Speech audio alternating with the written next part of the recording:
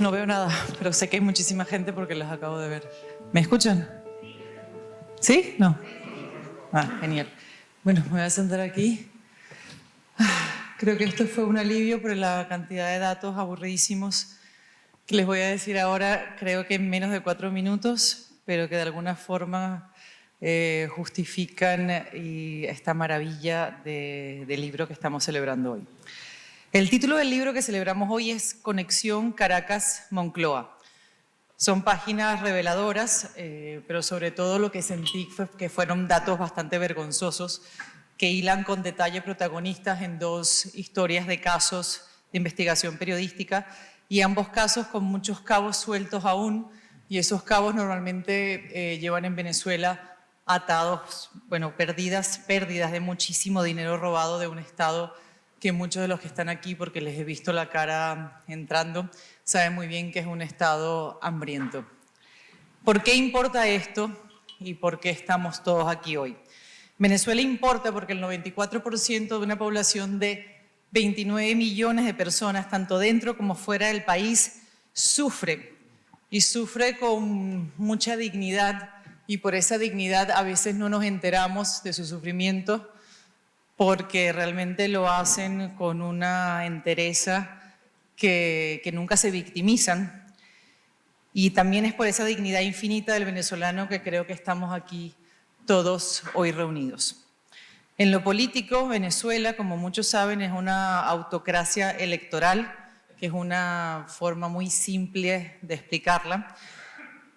Ocupa el lugar 165 entre 179 países en el índice liberal que mide la igualdad de las personas ante la ley, la libertad individual, la incapacidad de la administración y también la imparcialidad de esa administración, la transparencia de las leyes y el acceso a la justicia.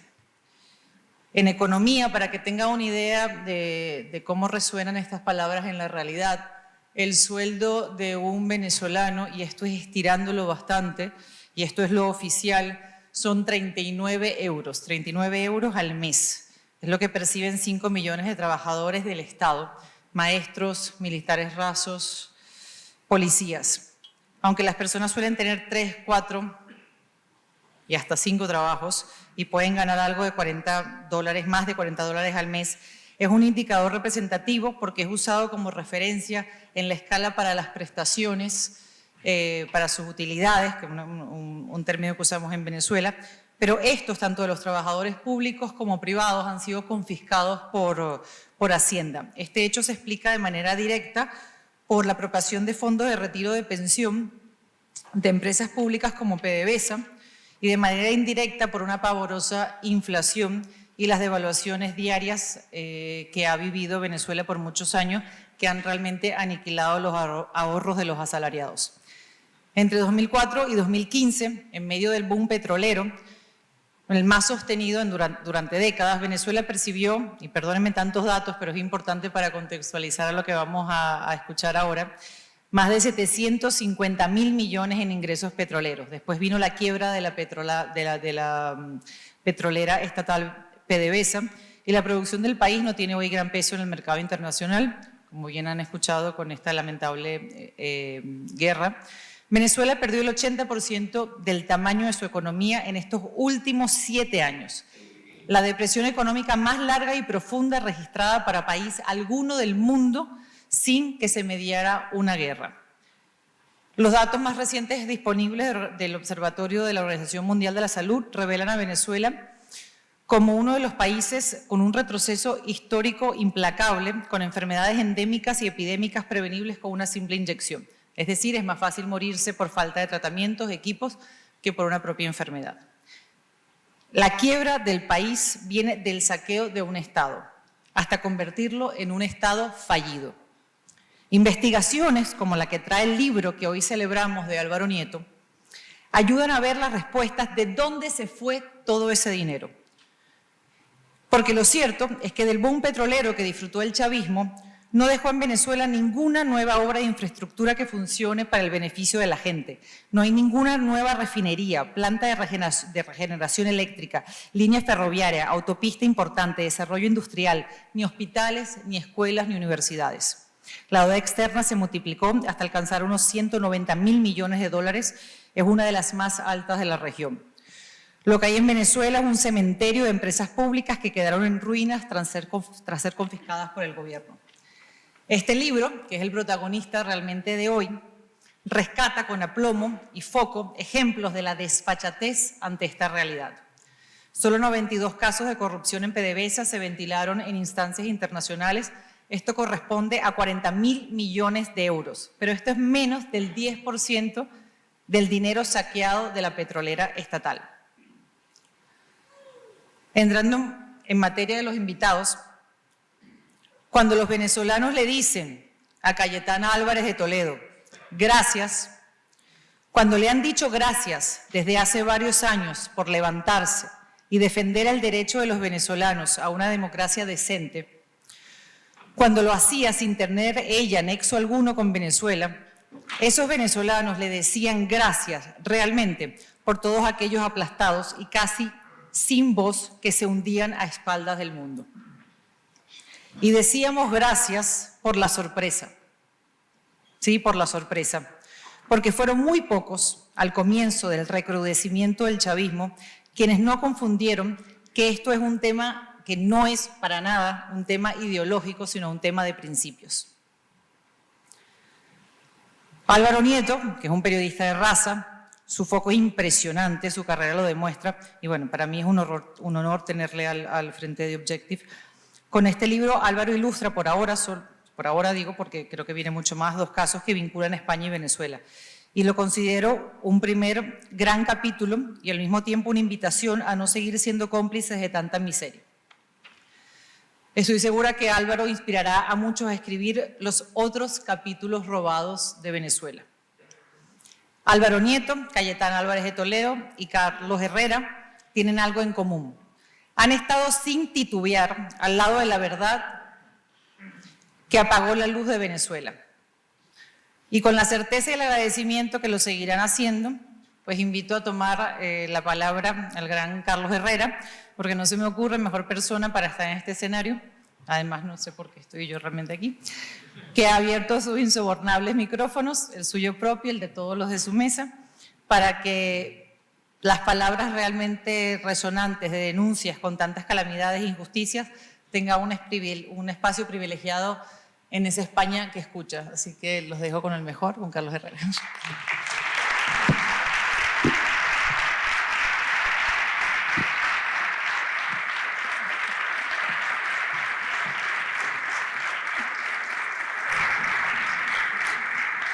Muy amables.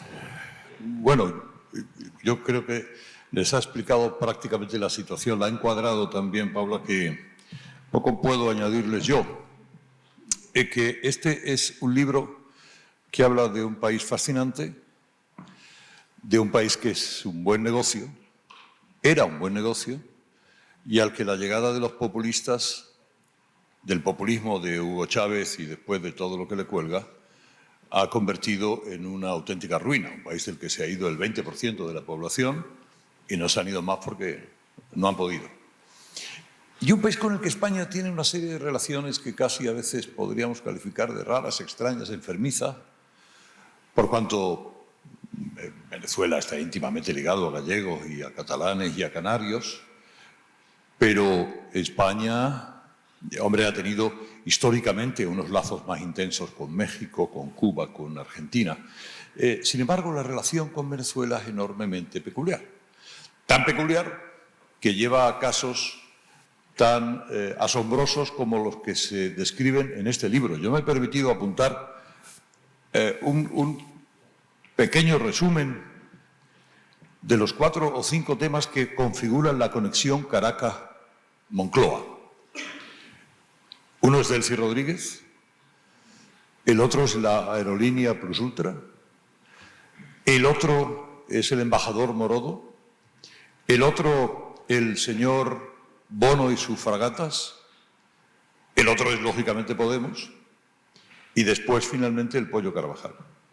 Y sobrevolando todo ello, sobrevolando esa historia está el imprescindible perejil de Rodríguez Zapatero y José Luis Ábalos, con ese aspecto suyo de obispo del Palmar, de Troya, que acompañado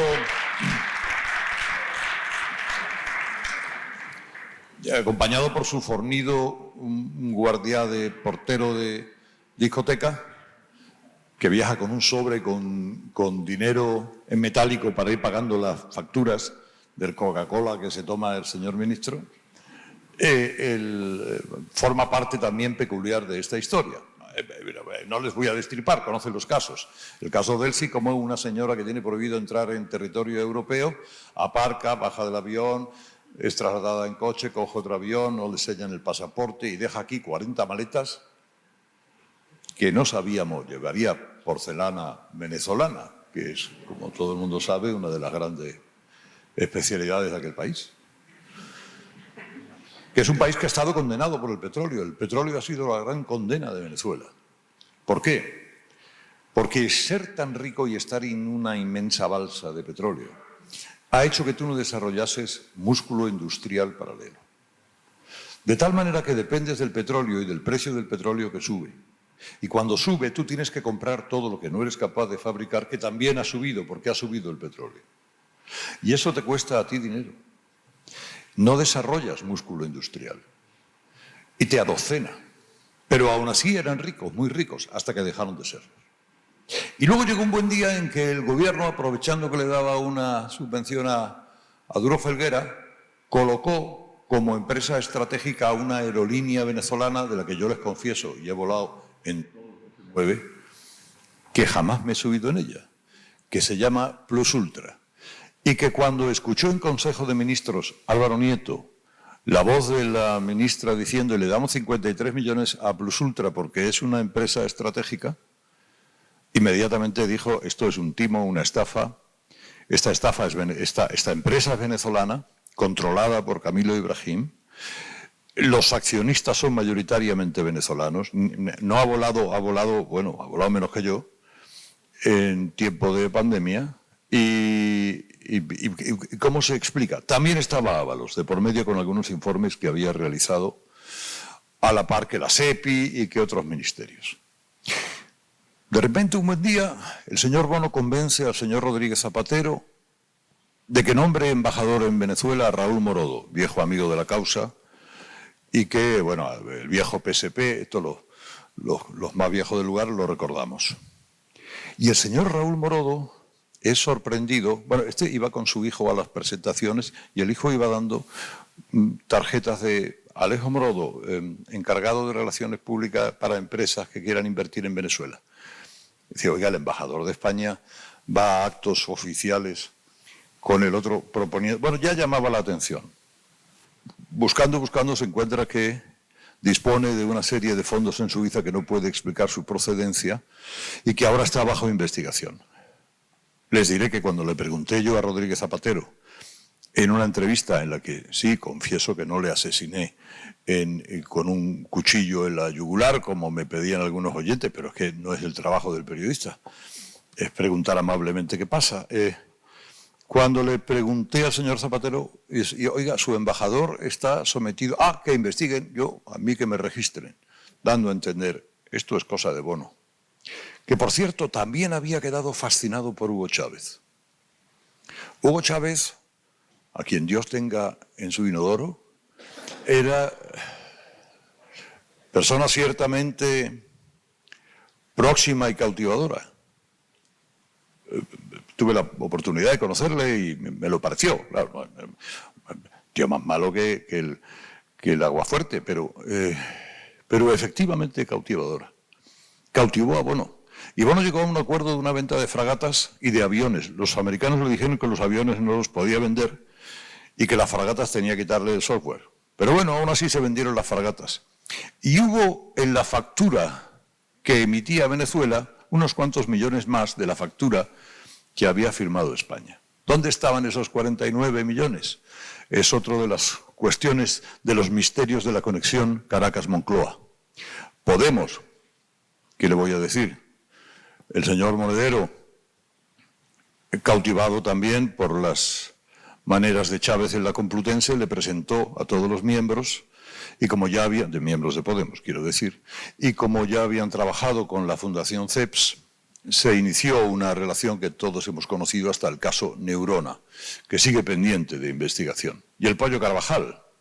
¿Cómo es posible que un tipo al que los Estados Unidos y las fuerzas de la DEA, que tampoco creo que sean aquí, como la Guardia Civil, tenían localizado en Madrid en 2 ocasiones y se lo informaron al gobierno, el gobierno de Pedro Sánchez no quiso capturarle? O se hizo el longuis, o la audiencia lo dejó libre después de haberle tenido unos días interrogando. Bueno, finalmente ha sido capturado, ya no había más cojones, y ahora está pendiente de una extradición. Todo eso es un mare magnum de casos que Álvaro ha ido organizando en este libro portentoso, del que les diré una más o haré una reflexión. Miren, yo cito mucho a uno de mis periodistas de cabecera, que es Miguel Ángel Aguilar, que escribió un libro, se llama En silla de pista, en el que él decía que, hombre, sin libertad es posible que haya prensa o algo parecido a prensa, no merece llamarse prensa, pero puede haberla. Ahora bien, sin prensa no hay libertad. Sale muy caro prescindir del periodismo.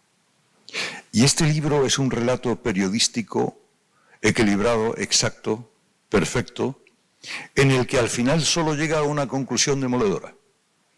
Lo que conocemos en las páginas de la conexión Caracas-Moncloa es el 5% de un inmenso iceberg. Les animo a que lo lean sesudamente, se lancen a ello como posesos. Está el libro en las mesas de... Y ahora les animo a que escuchen, como precisa de poca presentación, y ustedes quieren verla y oírla, damas y caballeros, con ustedes Cayetana Álvarez de Toledo.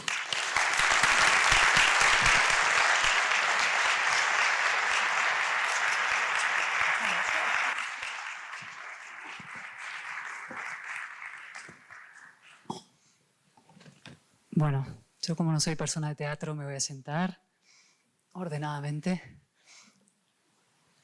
Muy buenas noches a todos. Es un gran placer estar hoy aquí. Voy a dar las gracias a la editorial y a Álvaro, por supuesto, por esta invitación a participar en esta presentación de un libro estupendo. Voy a empezar... ¿Teléfono? A ver, ayer ese baluarte de los derechos humanos y sociales, esa sacerdotisa de la Agenda 2030, ese monumento a la libertad, la razón y la gestión eficaz, que es Yone Belarra, dijo, nos pidió que no defendamos al pueblo de Ucrania de una matanza a manos de Putin, sino que ejerzamos la diplomacia de precisión. ¿Y qué es la diplomacia de precisión? Pues es un preciso eufemismo del más sórdido y cínico cambalache con los peores sátrapas del mundo. Es decir, el tema de este libro. Este libro cuenta muy a fondo 2 episodios concretos, 2 investigaciones concretas del periódico en el que trabajaba Álvaro Nieto, en Voz Populi, con su equipo, que son el llamado Delsigate y el escándalo Plus Ultra, ¿no? 2 pequeños episodios que quedaron de alguna manera sepultados bajo un vertedero de basura, porque este gobierno es un experto en esa vieja estrategia de acumular un escándalo después de otro, de forma que ya se vayan olvidando el anterior cuando ya hay uno más grande al día siguiente. Y entonces este ejercicio que ha hecho Álvaro, yo creo que es muy importante por la memoria y por la verdad, rescatar pedacitos, trocitos de esa basura en el vertedero y recordar lo que ocurrió, contar lo que ocurrió, como un entomólogo, ¿no? Pinchar los insectos en la pared y recordar aquí estaban. Pero no es solamente un libro sobre el Delsigate o sobre el Plus Ultra o sobre los escándalos concretos de esa etapa, sino que es bastante más, son 3 cosas, diría. Por una parte es casi involuntariamente, yo no sé si él es consciente de esto o no, pero tiene un punto de tratado sobre la política indeseable. Copyright es mío, pero no he venido a hablar de mi libro, sino del suyo.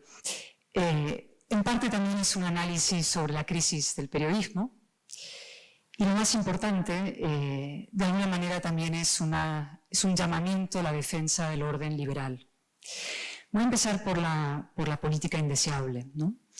Como los mejores tratados, este libro no declara, no proclama, sino que muestra, enseña con hechos. Enseña algo importante, ¿no? Que es hasta dónde se ha degradado la política a manos de la mentira. Hay una cita de Álvaro aquí que a mí me impresionó bastante al leerlo, porque yo creo que él lo escribió casi como han pasado, ¿no? Así, sin darse cuenta del todo de la importancia que esto tenía, pero dice en la página 34.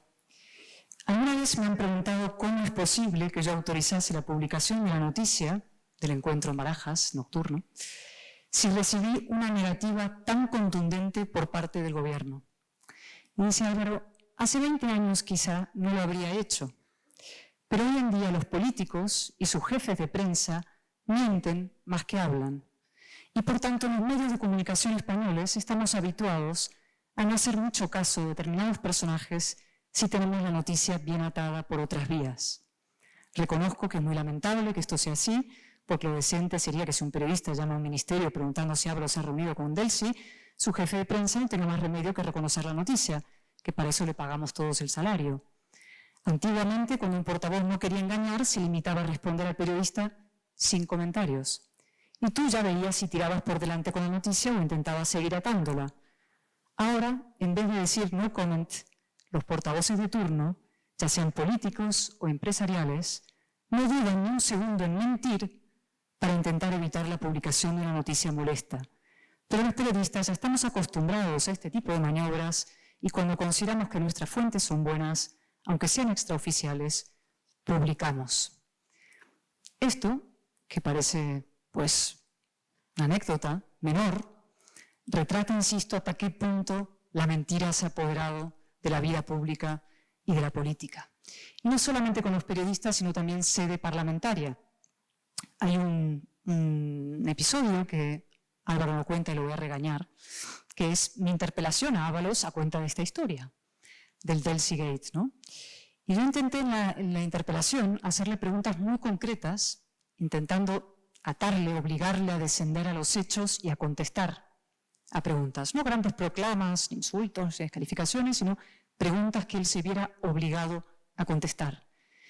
Y su respuesta fue básicamente el tenor de, mire, yo soy una persona muy modesta, persona sencilla, no como usted, que es, por su tono se nota, soberbia, como le viene de alcurnia, etcétera, etcétera, ¿no? Un tipo de señora marquesa antes de Iglesias, ¿no? Y, por tanto, con eso es imposible debatir. Es una forma de eludir la verdad, de no contestar, de refugiarse en la mentira y el ataque ad hominem, ¿no? Yo en la respuesta no me limité ni le contesté, a dirigirme a los venezolanos y luego a decirle a él simplemente que no le iba a pedir que dimitiera porque para dimitir se exige una condición humana y política previa que es la dignidad y que él pues había empezado a perderla aquella noche que llegó a Barajas por la noche a reunirse con Delcy y que la había perdido definitivamente en el Parlamento. Pero esto es una reflexión grave sobre lo que está pasando en la política. La otra es la impunidad. Es verdad que Ábalos acabó siendo destituido de su cargo, pero no hubo una relación causa-efecto entre lo que cuenta Álvaro en su libro y la dimisión de este hombre, la destitución. Y es muy importante que esa relación de causa-efecto exista en política o en la vida pública en general, que los hechos tengan consecuencias. Álvaro dice en su libro que esto es muy español, que aquí no dimite nadie, ¿no? No es solamente español, para salir del excepcionalismo, que siempre la letanía de la autoflagelación en la que caemos. Boris Johnson también ha mentido reiteradamente sobre, en fin, sus fiestas durante la pandemia y ahí sigue salvado prácticamente en su papel de comandante en jefe, ¿no? Pero también hay una impunidad más profunda que es la de fondo y Carlos ha hecho referencia a ella, ¿no? Que es que en el fondo, en la superficie, este libro también cuenta la historia de una frustración. Porque no sabemos prácticamente nada de lo que sucedió. Un 5%, decía Carlos, quizá un 5, un 7, un 8. No sabemos de qué hablaron en Barajas, no sabemos qué había en las famosas maletas esas, las 40 maletas, presumiblemente con oro, pero nunca lo supimos. No sabemos qué hubo detrás del plus ultra, ¿no? Es decir, hay una enorme historia, como mínimo, de corrupción moral, pero que sigue sin esclarecerse. Y esto nos invita a una reflexión sobre el estado del periodismo, ¿no? Hay mucho más atención a los clics y la obsesión por la competencia feroz dentro de un ecosistema mediático fragmentado que por llegar profundamente al fondo de las cuestiones con lentitud, con paciencia, es decir, con dinero. Y la posibilidad de invertir en ese tipo de periodismo, de investigación, se hace cada vez más difícil y también cada vez más necesario.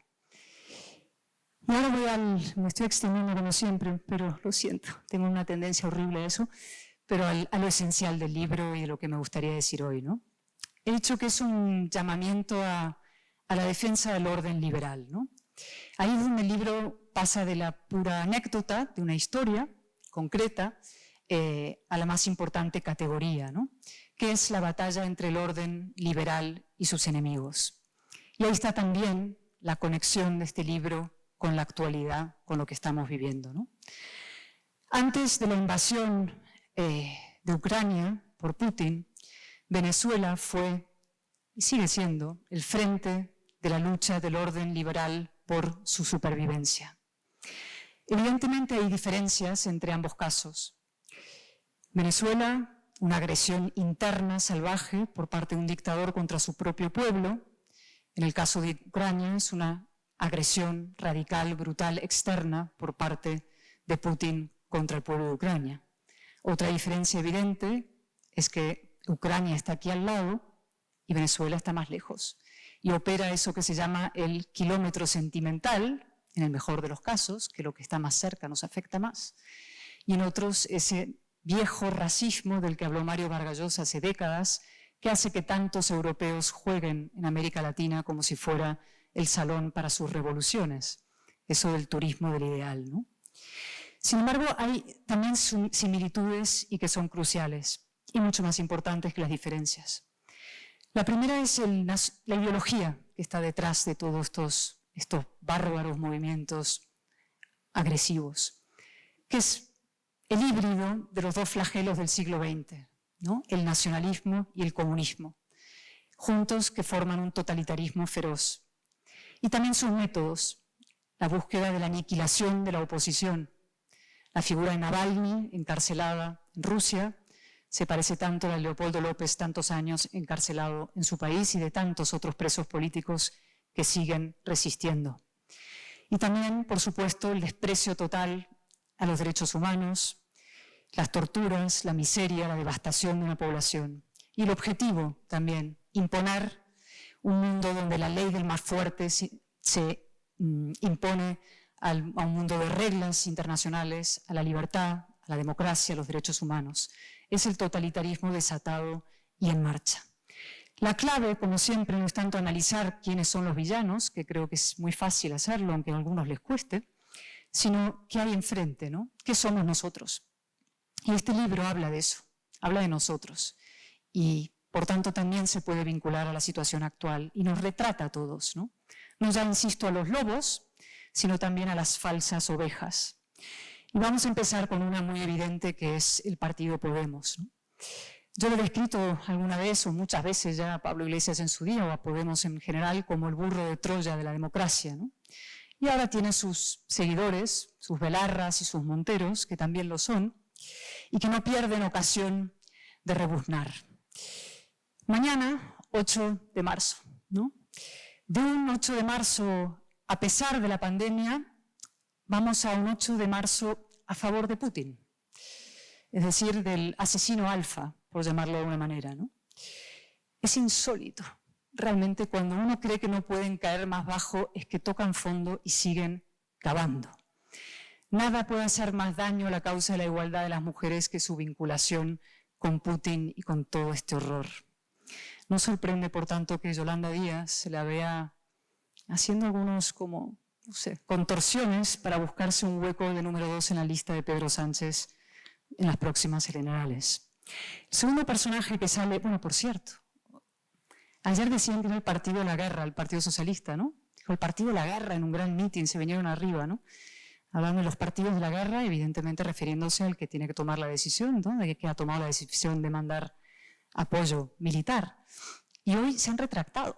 Han dicho que no se referían al PSOE, sino a la derecha belicista. Es decir, ni siquiera tienen el coraje de aguantar su posición. O sea, qué tropa tan cobarde. Bueno, luego Zapatero, el otro personaje que sale tanto este libro, pero que al que al final siempre ha sido el gran impune en toda esta historia.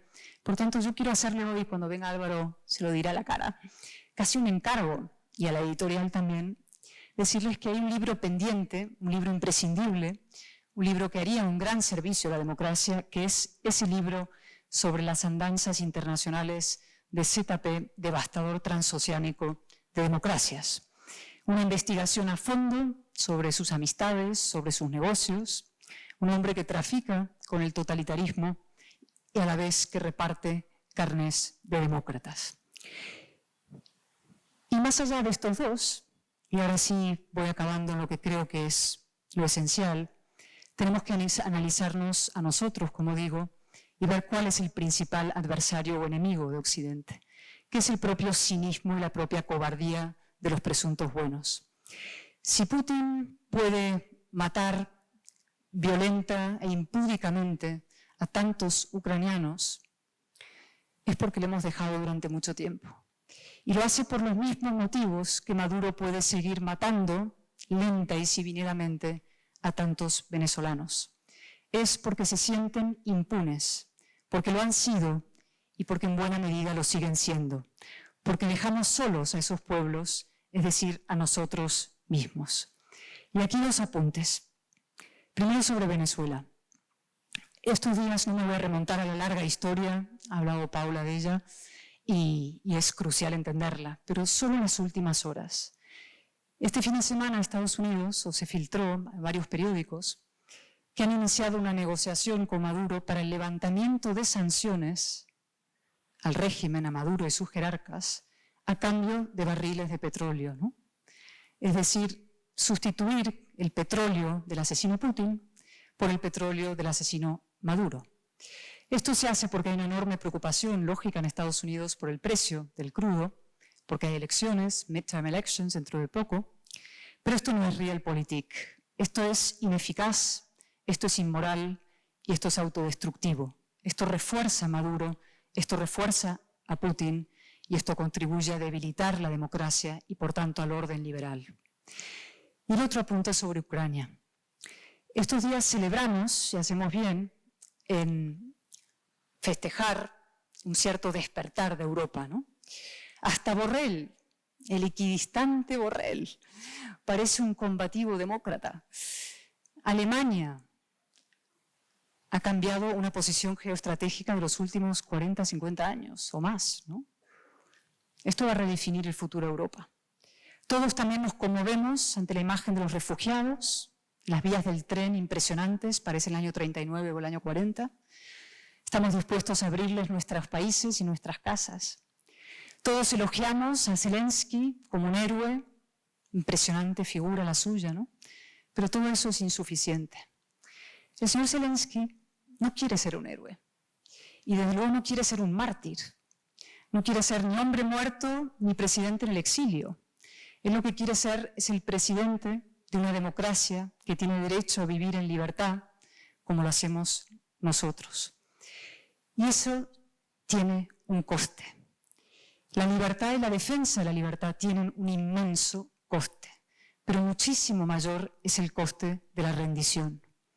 Y por tanto, cuando él pide que se abra una zona de exclusión aérea en su país, tenemos que atender y tenemos que actuar, porque no hacerlo es dejarles a ellos y por tanto a nosotros mismos a los pies de los bárbaros. Es transmitir un mensaje absolutamente letal, que se puede aniquilar a un pueblo europeo a la luz pública sin que al final nadie haga nada. Es la rendición de los demócratas en Venezuela o en cualquier otro rincón del mundo y es el triunfo de los totalitarios. Y con esto, de verdad, acabo ahora, con un mensaje último. Hay mucha gente, y es lógico, que diga que esto de la batalla cultural es una pesadez y que no importa. Querrían un mundo pacífico, tecnocrático, sin conflictos, un gobierno de técnicos, como digo. Pero las ideas existen y son determinantes. Unas causan devastación y otras causan lo contrario. Hay ideas malas, hay ideas buenas, y cuando las ideas malas triunfan, causan destrucción, y nuestra obligación es hacer que las ideas buenas triunfen y se abran paso. Hoy decía en una entrevista Yuval Noah Harari, con el que tuve la oportunidad de debatir 2 veces en los últimos meses, entrevistarle y hablar con él distintos asuntos, que esto demostraba lo que está pasando en Ucrania, que existe un nacionalismo liberal que debe ser defendido y rescatado. Yo no estoy de acuerdo. Putin es un nacionalista y un comunista, y esas ideas tienen que ser desmontadas y destruidas. Y el señor Zelensky es un patriota, que no es lo mismo, y un liberal, y su causa es la nuestra. Y por último, para que esas causas avancen y prosperen, hace falta grandes hombres o mujeres, liderazgos valientes. Mi profesor, mi maestro, que me enseñó tanto de las relaciones transatlánticas de América Latina, John Elliott, que ahora está frágil, momento difícil, le mando un abrazo desde aquí, me enseñó que más que las grandes corrientes subterráneas en la historia, los individuos eran decisivos.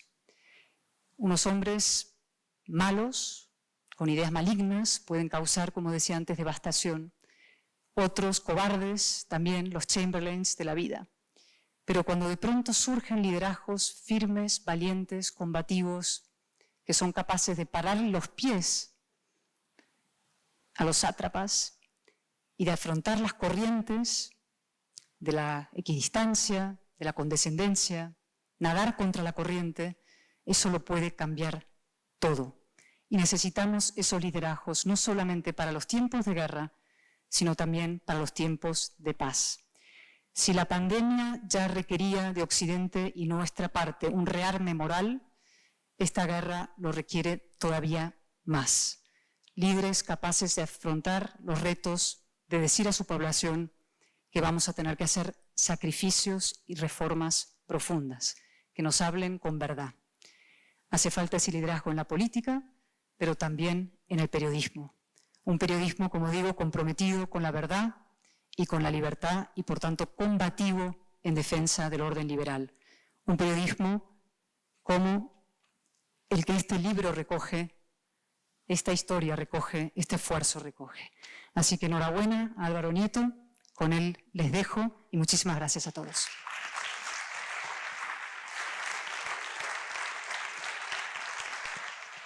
Muchas gracias. ¿Qué tal? Gracias. Buenas noches.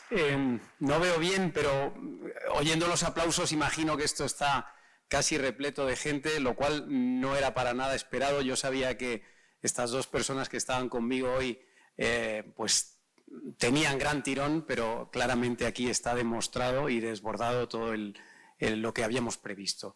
Les agradezco enormemente que hayan venido hoy aquí a escucharles a ellos más que a mí, porque creo que se están diciendo cosas muy interesantes que merecían ser escuchadas.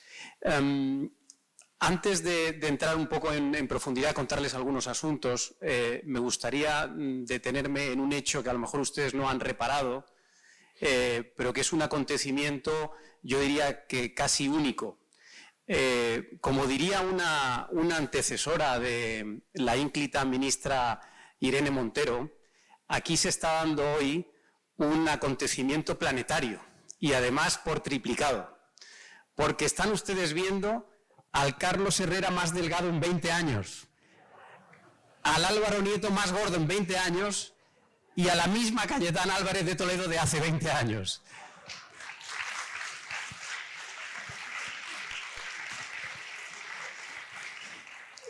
Bueno, bromas aparte, yo creo que tengo que comenzar dando las gracias. No sé dónde ponerme, la verdad, pero bueno, me voy a colocar aquí, que creo que es lo previsto.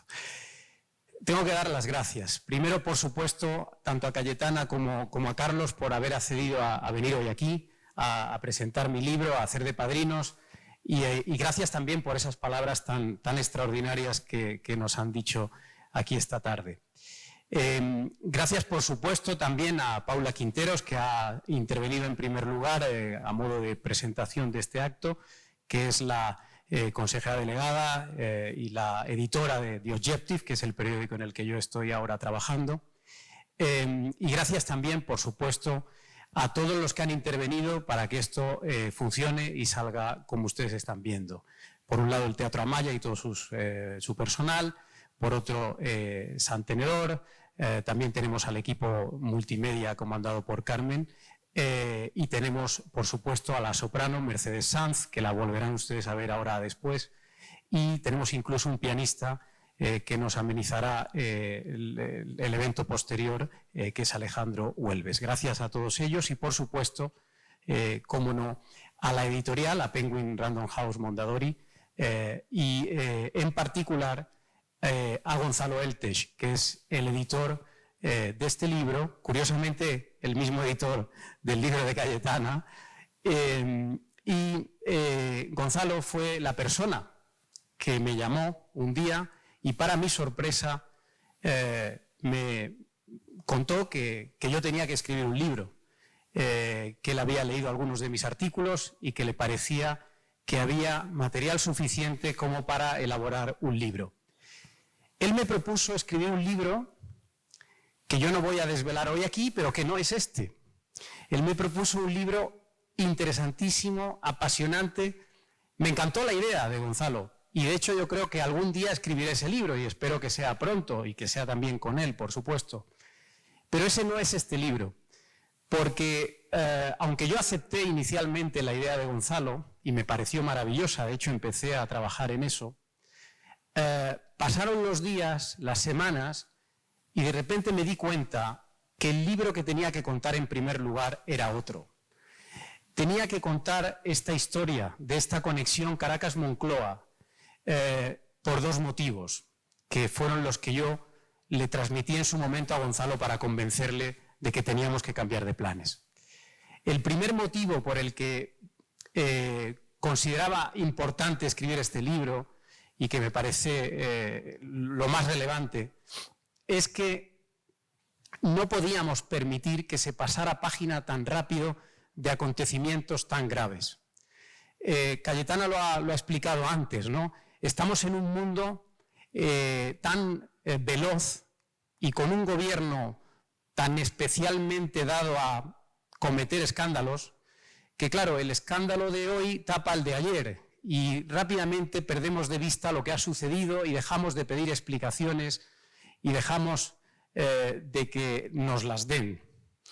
Y creo que era muy importante que los dos grandes escándalos, a mi juicio, que se han producido en estos primeros 3 años de Sánchez quedaran reflejados en un libro. Tanto el Delcy Gate, la reunión de Delcy Rodríguez con Ábalos en Barajas, como el rescate de la aerolínea Plus Ultra. Estos dos escándalos fueron desvelados por un maravilloso equipo de periodistas que yo dirigí en Voz Populi, el periódico en el que trabajaba antes, y permiten además, relatándolos, abordar un poquito más en profundidad esas relaciones entre el gobierno y el chavismo, que van más allá de lo que aparentemente se puede ver. Por tanto, el primer motivo por el que escribí este libro es porque consideraba que teníamos que dejarlo escrito para la posteridad, para que nadie olvide lo que ha pasado, para que nadie pase página tan rápido, porque los acontecimientos ahí relatados son tan graves que merecen ser recordados y que merecen que estén a disposición de todo el mundo si en cualquier momento se quieren consultar. Y el segundo gran motivo por el que consideraba imprescindible contar esta historia es porque quería homenajear a un grupo de periodistas extraordinarios, a los que tuve la suerte de dirigir y algunos de los cuales siguen conmigo en The Objective y que supongo que estarán aquí sentados porque ahora mismo no veo nada. Podría citar algunos, pero es que no me quiero dejar a todos. Podría citar en el caso de Delcy Gate el maravilloso trabajo de Antonio Rodríguez, el maravilloso trabajo de Alejandro Requeijo, de Gabriel Sanz, de Alberto Sierra, de tantísimos periodistas que pusieron su granito de arena para contar todas esas cosas que están recogidas en el libro. En el caso de Plus Ultra tengo que hablar obligatoriamente de Joaquín Hernández y de Beatriz Triguero. En el caso Morodo tengo que hablar de Tono Calleja, de Alejandro Requeijo de nuevo, de Liliana Ochoa. En el caso Neurona tengo que hablar de Luca Costantini. Es decir, son grandísimos periodistas sin cuyo trabajo esto no sería posible y que merecían un homenaje. Porque estos periodistas seguramente ustedes no los conocen, no los han visto en las televisiones, no son famosos, nadie les da premios.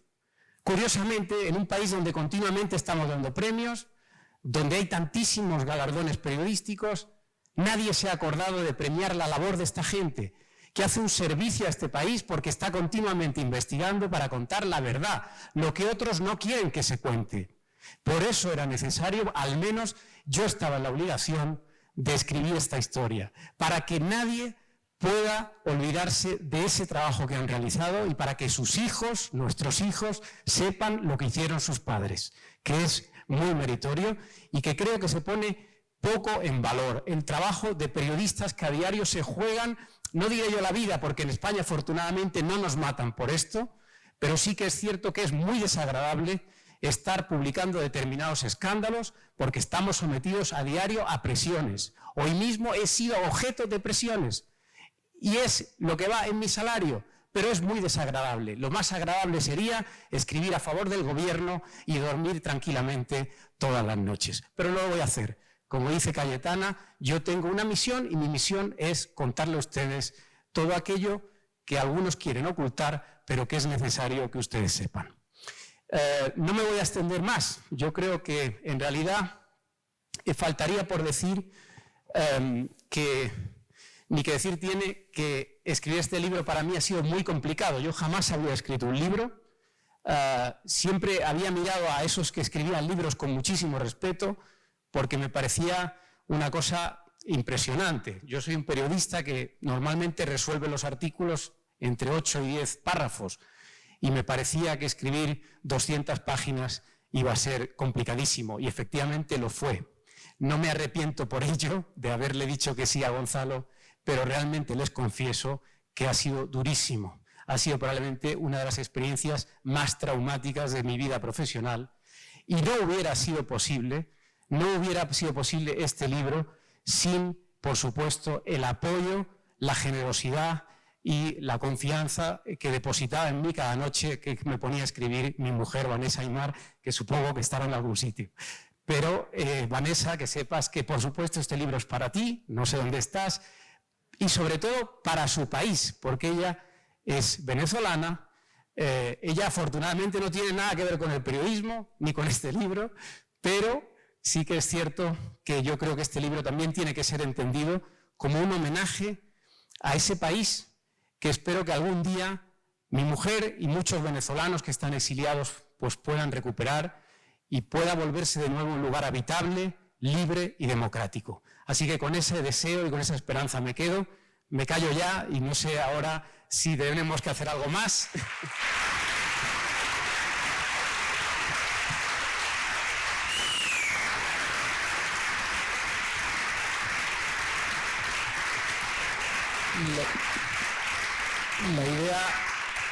La idea ahora era que conversáramos un poco, si queréis, Cayetana, Carlos, si queréis, no sé si preguntamos algo, si decimos algo o directamente nos vamos al selecto ambiguo que hay en el hall.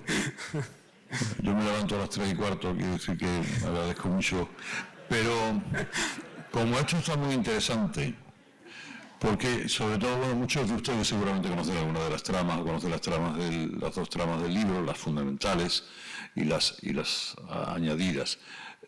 Me vuelvo a referir a una frase que he citado de tu libro. Dices, conocemos el 5% de un inmenso iceberg. Iceberg es es muy cool. Pero es un iceberg de toda la vida. Entonces, conocemos el 5% del iceberg. ¿Qué supones tú que hay en el resto del 95%? Pues mira, creo que lo ha dicho también Cayetana antes, mucha mierda. Yo creo que hay mucha mierda debajo. Esa frase, efectivamente, yo la digo en el libro porque estoy convencido, obviamente, leyendo el libro se da uno cuenta que faltan muchas cosas todavía por descubrir. Y estoy seguro de que las descubriremos. Porque en España, al final, todo se acaba sabiendo y destapando. Lo que pasa es que, lamentablemente, tendrá que salir Sánchez de la Moncloa antes para que los periodistas puedan seguir su trabajo, los tribunales puedan seguir su trabajo, y estoy seguro de que dentro de 20 años, cuando miremos atrás, veremos con claridad todo lo que ha pasado. O sea, yo sí que creo que terminaremos de desbrozar, por ejemplo, qué hace Zapatero en Venezuela. Pero formalmente es el mediador entre la oposición y el madurismo. No, eso ya hace tiempo que pasó. Bueno, formalmente yo digo. Ahora ya no se dedica. Hasta que la oposición le dijo que dejara de hacer tocar las pelotas. No, y él en el libro, como recordarás, en el libro está contado que ahora él ya ha entendido que su papel es otro y su papel va más por el lado de ser un conseguidor y un conector entre intereses. ¿Pero tiene una mina de oro o no tiene una mina de oro? Yo creo que tiene una mina en el sentido metafórico. No. Y con eso está todo dicho. Yo creo que no hace falta tener una mina física en Venezuela. Pero sí, yo creo que hay un enorme iceberg y de hecho yo al final del libro lo que digo es, oye, tenemos la obligación los periodistas españoles de seguir escarbando, como decía también Cayetana, de seguir investigando, porque aquí hay mucha materia todavía por resolver y espero que consigamos hacerlo en los próximos años. Yo estoy seguro de que lo vamos a hacer y probablemente para conseguirlo, pues eso, necesitaremos tiempo, necesitaremos que algunos salgan del gobierno para que sea más fácil hacer nuestro trabajo y necesitaremos también que los tribunales en algún momento también se pongan a investigar un poquito más, porque realmente estos dos escándalos los están resolviendo regular. Con una cierta mayor agilidad, si es posible. También. Pero hay una cosa que dices en el libro, bueno, Cayetana, que yo cuando me pongo a entrevistar soy muy pesado. Hay una cosa que dices en el libro, un detalle. Ábalos, el obispo del Palmar, el hombre que negó 10 veces con diferentes razones su presencia en el aeropuerto la noche de Delsi. El hombre bajo cuya administración se pergeñaron algunos informes que también sirvieron junto con otros para concederle o excusar los 53 millones a Plus Ultra.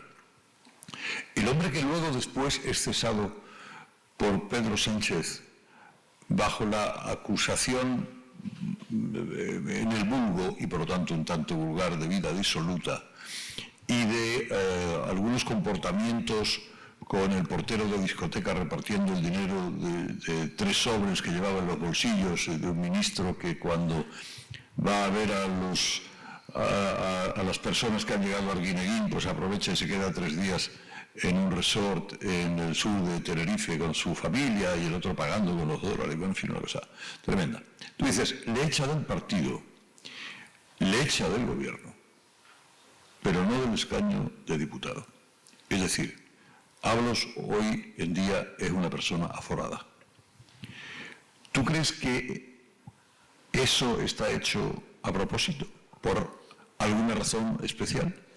Sí, yo creo que es evidente que hay un cierto pacto, por así decirlo, según el cual Ábalos va a estar en silencio durante un tiempo a cambio de conservar el escaño, porque lo necesita, efectivamente. Yo creo que la figura de Ábalos, en fin, daría para... Yo sigo pensando que este libro contiene varias novelas, varias películas, varias series, o sea que animo a alguien que se ponga a ello, porque el caso de Ábalos y el de Koldo García, que es su asesor de confianza, es muy lamentable. Paréntesis, Koldo García, un individuo, hombre, no es ágrafo, tiene un graduado social y además ha trabajado en diversas cosas, es nombrado consejero de mercancías Renfe.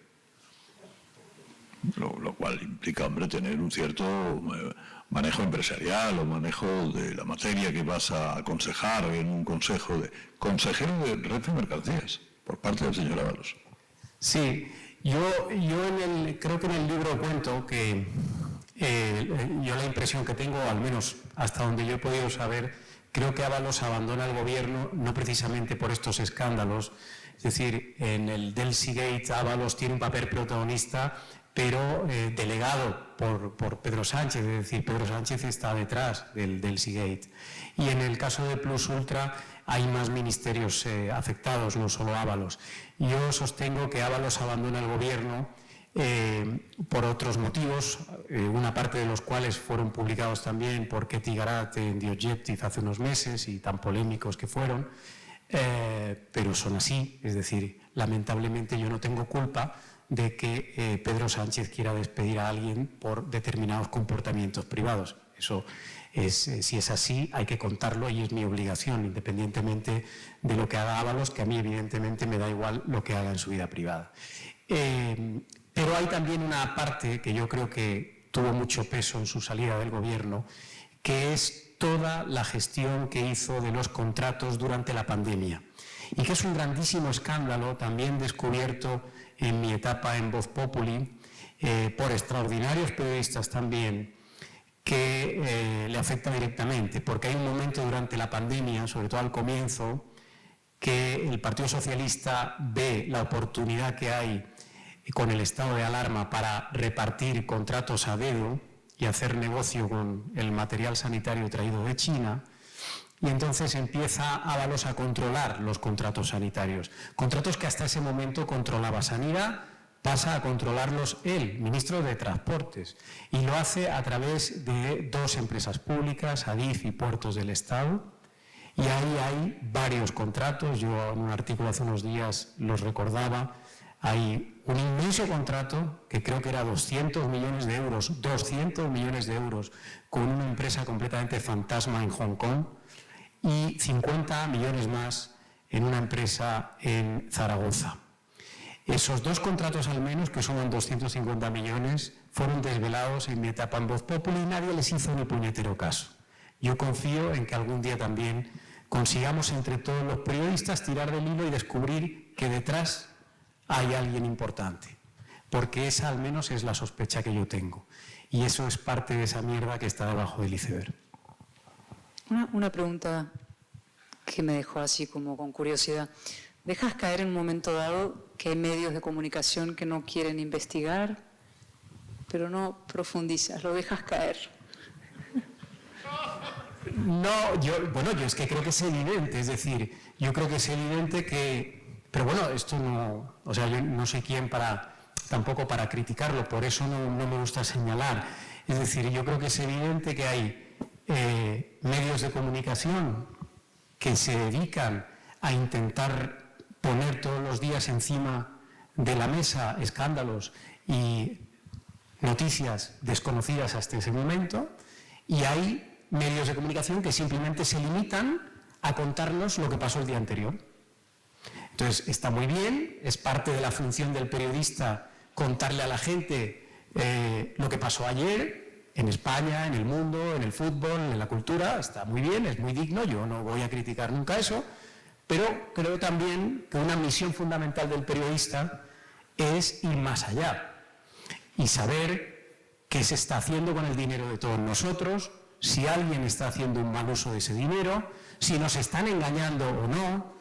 Yo creo que eso es una de las misiones fundamentales y creo que eso, lamentablemente, solo lo hacemos unos pocos. En España hay más gente, no solo lo hago yo, obviamente, pero creo que deberíamos incentivar y premiar mucho más a esos medios, porque nos jugamos a diario la cabeza. Es decir, nos presionan, nos atosigan, a veces nos demandan, pero creo que la gente tiene que ser consciente de que no es lo mismo contar que ayer ganó el Madrid 4-1 que contar que detrás de los contratos sanitarios hay no sé qué empresas, no sé qué intereses. Bueno, pero lo que sugerías en el texto al que se refiere Cayetana es que la política de publicidad institucional de algunos ministerios, particularmente el de Transportes, que es muy activa, a mí ni un duro, ¿eh? Era un comentario menos inocente, digamos. No era simplemente que... En COPE no invierten ni un duro. Bueno, puede haber, no, ni un duro. Ni un duro. Es decir, nosotros, particularmente mi programa tiene cerrado, tengo a cero el presupuesto institucional. Alguna vez loterías hace, pero ha reducido el 80% de las... Bueno, y algunos medios un tanto querenciosos con esa generosidad, digamos que tardaron un tanto más o fueron más lentos en reproducir o en repicar o en seguir la línea que había empezado Vox Populi con la investigación de los hechos. Claro. Perdona, Cayetana, que no te había pillado la primera. Claramente estoy dormido. A ver, efectivamente, yo creo que esta es una gran clave. Esto es una gran clave. Ustedes deberían saber, si no lo saben, que el primer anunciante de España es el gobierno. Y esto es un drama enorme para este país porque, evidentemente, claro, si los medios de comunicación atraviesan por una gran crisis económica, como está sucediendo, y dependen de este dinero que les llega y resulta que el que tiene el grifo del dinero es el presidente del gobierno, pues imagínense ustedes lo que puede pasar, ¿no? Pues que acaba sucediendo lo que decía Cayetana, que determinados medios prefieren mirar para otro lado.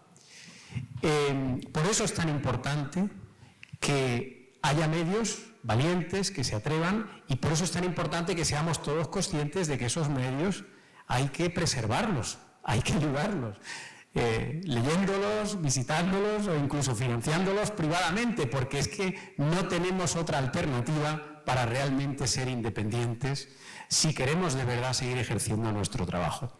Yo creo que es verdad que el trabajo de Vox Populi fue espectacular y creo que lo que hicimos fue maravilloso, como se puede ver en el libro, y creo que aún hoy Vox Populi sigue siendo una voz imprescindible que nos sigue dando información de muchísima calidad y afortunadamente lo que hemos hecho nosotros en The Objective es sumar otra voz, sumar esa voz, y no sobra ninguna de las voces, porque creo que en esta guerra, en esta batalla que decía también Cayetana, cuantas más voces haya mejor, ¿no? Mucha más fuerza tendremos, pero sí que es cierto que ahora mismo nuestras fuerzas son limitadas. Pero bueno, no pasa nada, Carlos. Yo creo que entre tu programa, mi periódico y 3 o 4 más, ganaremos esta guerra.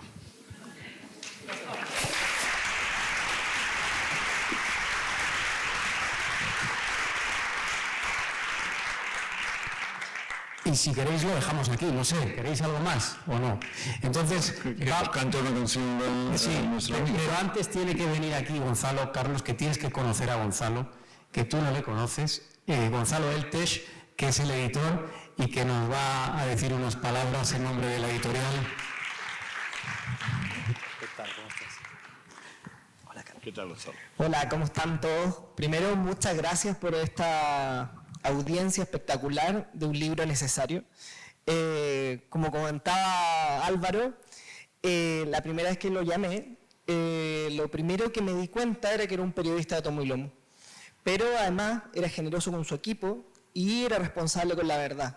Yo creo que una de las cosas que tratamos de hacer en Penguin Random House y unas cosas que nos enorgullecen editar son libros que se comprometan con la verdad y que sean valientes, a pesar de las posibles consecuencias. Cayetana ya lo sabe muy bien, que también pertenece a la casa editorial, y este libro, Álvaro, y ese es el agradecimiento que te quiero hacer, es por haber confiado en nosotros, y espero que el próximo libro no sea un trauma tan terrible, porque lo esperamos con muchas ansias. Ya noté el dato de Cayetana, del dato del posible libro, pero ya también tenemos otra idea.